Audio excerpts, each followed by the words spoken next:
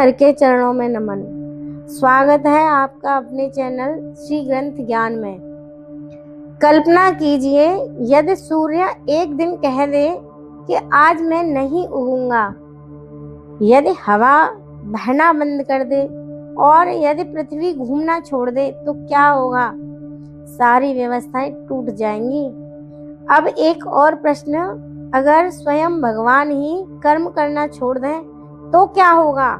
और क्या ईश्वर को भी कर्म करने की आवश्यकता है? यही अद्भुत रहस्य भगवान श्री कृष्ण ने अर्जुन को गीता के 3 अध्याय में समझाया। तो आज हम समझेंगे श्रीमद् भगवद गीता के अध्याय 3 का श्लोक 23, उसका गहरा आध्यात्मिक अर्थ, कर्म योग का रहस्य, नेतृत्व और जिम्मेदारी का सिद्धांत और आधुनिक जीवन में इसका क्या प्रयोग है। यह केवल आध्यात्मिक धार्मिक श्लोक नहीं है, यह जीवन को चलाने वाला यूनिवर्सल प्रिंसिपल है। तो आइए श्लोक का अध्ययन करते हैं। यदि ही अहम न वर्तयम जातु कर्मणि अतीन्द्रियत मम वर्तम अनुवर्तन्ते मनुष्या पार्थ सर्वशः। इस श्लोक में भगवान श्री कृष्ण कहते हैं, पार्थ यदि जातु, हे पार्थ, हे अर्जुन, यदि कदाचित अहम अतीन्द्रियत, मैं सावधान होकर, कर्मणि न, कर्मों में न, वर्तयम वर्तूं, तो बड़ी हानि हो जाए। क्योंकि मनुष्य सर्वसा, मनुष्य सब प्रकार से, मम वर्तम, मेरे ही मार्ग का, अनुवर्तनते, अनुसरण करते हैं। इस श्लोक में भगवान कहते हैं कि हे पार्थ, यदि मैं सावधानी पूर्वक कर्म न करूं तो मनुष्य हर प्रकार से मेरे मार्ग का अनुसरण करेंगे। अर्थात भगवान कह रहे हैं कि यदि मैं कर्म करना छोड़ दूं तो संसार के लोग भी कर्म करना छोड़ देंगे। यहाँ भगवान हमें एक बहुत बड़ा सिद्धांत दे रहे हैं, महान व्यक्ति जैसा आचरण करता है समाज वैसा ही बन जाता है। इस श्लोक को समझने के लिए पहले उसका संदर्भ समझना आवश्यक है। अर्जुन युद्ध भूमि में खड़ा है, वह भ्रमित है, वह सोच रहा है यदि ज्ञान श्रेष्ठ है तो फिर कर्म क्यों करूं?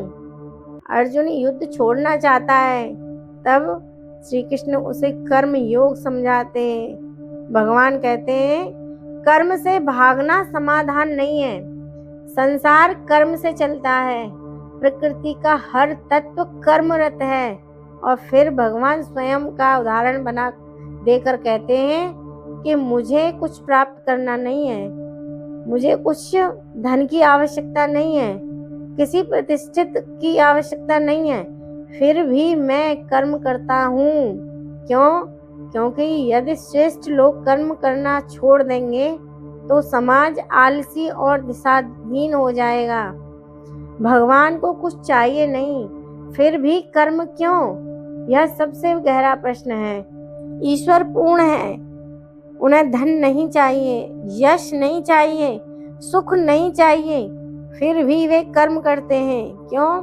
क्योंकि कर्म केवल पाने के लिए नहीं होता। कर्म के 3 स्तर होते हैं, स्वार्थ के लिए कर्म, कर्तव्य के लिए कर्म और लोक कल्याण के लिए कर्म। भगवान तीसरे स्तर पर हैं, वे संसार की व्यवस्थाएं बनाए रखने के लिए कर्म करते हैं। देखिए, सूर्य लगातार प्रकाश देता है, नदियां बहती रहती हैं, वृक्ष फल देते रहते हैं और पृथ्वी घूमती रहती है। प्रकृति का हर तत्व कर्मरत है। यदि प्रकृति रुक जाए, सूर्य प्रकाश देना बंद कर दे, नदियां बहना बंद कर दें, वृक्ष फल देना बंद कर दें और पृथ्वी घूमना बंद कर दें, तो जीवन समाप्त हो जाएगा। इसीलिए गीता कहती है, कर्म जीवन का स्वभाव है। यह श्लोक केवल आध्यात्म नहीं है, लीडरशिप साइंस भी है। समाज वही सीखता है जो वह देखता है। पिता जैसा व्यवहार करता है, बच्चे वैसे ही बनते हैं। शिक्षक जैसा होता है, जैसी शिक्षा देता है, विद्यार्थी भी वैसे बनते हैं। नेता जैसा होता है, राष्ट्र का निर्माण भी वैसा ही होता है। इसीलिए भगवान कहते हैं, यदि मैं कर्म न करूं तो लोग भी कर्म करना छोड़ देंगे। अब प्रश्न है कि आज के जीवन में इसका क्या अर्थ है? बहुत बड़ा अर्थ है।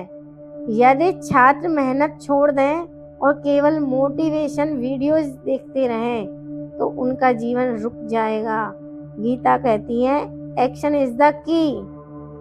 यदि माता पिता केवल उपदेश दें लेकिन स्वयं अनुशासन में न रहें तो बच्चे नहीं सीखेंगे। बच्चे शब्द नहीं, व्यवहार से सीखते हैं। आज लोग जल्दी सफलता चाहते हैं, लेकिन कर्म योग कहता है निरंतरता, अनुशासन, धैर्य और जिम्मेदारी, यही वास्तविक सफलता का मार्ग है। ऑफिस में भी यही सिद्धांत लागू होता है। एक अच्छा बॉस वही है जो स्वयं मेहनत करता है, क्योंकि टीम शब्दों से नहीं, उदाहरणों से नहीं होती। अब इस श्लोक का सबसे गहरा आध्यात्मिक पक्ष समझते हैं कि भगवान यहाँ केवल बाहरी कर्म की बात नहीं कर रहे, वे चेतना की बात कर रहे हैं। अब समझते हैं कर्म योग का अर्थ क्या है। कर्म करो लेकिन अहंकार के बिना, कार्य करो लेकिन फल के लोभ के बिना, कर्तव्य निभाओ लेकिन मानसिक तनाव में नहीं। अतीन्द्रियत शब्द का महत्व। श्लोक में एक शब्द आता है अतीन्द्रियत, अर्थात आलस्य रहित, जागरूक, पूर्ण सजगता के साथ। भगवान कह रहे हैं, कर्म केवल करना पर्याप्त नहीं है, सजगता के साथ कर्म करना आवश्यक है। लोग काम तो करते हैं लेकिन मन कहीं और होता है, यही तनाव का कारण है। यह श्लोक हमें 5 बातें मुख्यतः समझाता है। कर्म से भागो मत, भागना आसान है, कर्तव्य निभाना कठिन है। आपका जीवन दूसरों को प्रभावित करता है। आप सोचते हैं कि मैं जैसा हूँ वैसा जीऊं, लेकिन आपका व्यवहार आपके परिवार, मित्रों और समाज को प्रभावित करता है।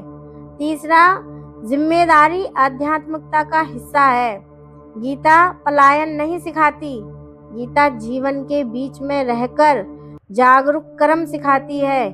चौथा, महान लोग समाज का मार्ग तय करते हैं। सेलिब्रिटीज, टीचर्स, पेरेंट्स, लीडर्स, इन सब की जिम्मेदारी सामान्य लोगों से कई अधिक होती है। 5वां, ईश्वर भी कर्मरत है। यह बहुत अद्भुत संदेश है। यदि स्वयं भगवान कर्म कर रहे हैं तो मनुष्य को आलस का अधिकार कैसे हो सकता है। अब प्रश्न है, इस श्लोक को जीवन में कैसे उतारें।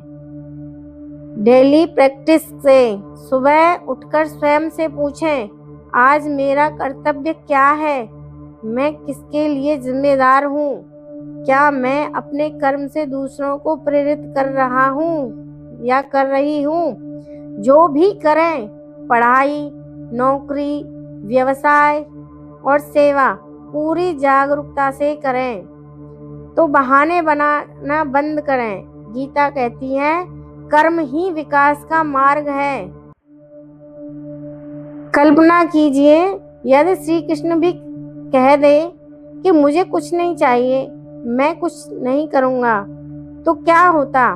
धर्म की रक्षा कौन करता, अर्जुन को कौन उठाता, अर्जुन को जागरूक कौन करता, सत्य की स्थापना कौन करता। इसीलिए भगवान स्वयं कर्म करते हैं और यही संदेश हमें भी देते हैं। तुम्हारा कर्म केवल तुम्हारा नहीं है, तुम्हारा कर्म पूरे समाज को प्रभावित करता है। गीता का यह श्लोक हमें सिखाता है कि कर्म जीवन का धर्म है, जिम्मेदारी आध्यात्मिकता है और उदाहरण शब्दों से अधिक शक्तिशाली हैं। और सच्चा योग कर्म से भागना नहीं, कर्म को पवित्र बनाना है। जब मनुष्य अपने कर्तव्य को ईश्वर भाव से करता है तब साधारण कर्म भी साधना बन जाता है। यदि आपको यह गहन अध्ययन पसंद आया हो तो वीडियो को लाइक करें, शेयर करें और चैनल को सब्सक्राइब ज़रूर करें और कमेंट में कर्म ही योग है ऐसा लिखें। और अगली वीडियो में हम गीता के अगले गहरे श्लोक को समझेंगे। तब तक के लिए हरे कृष्ण।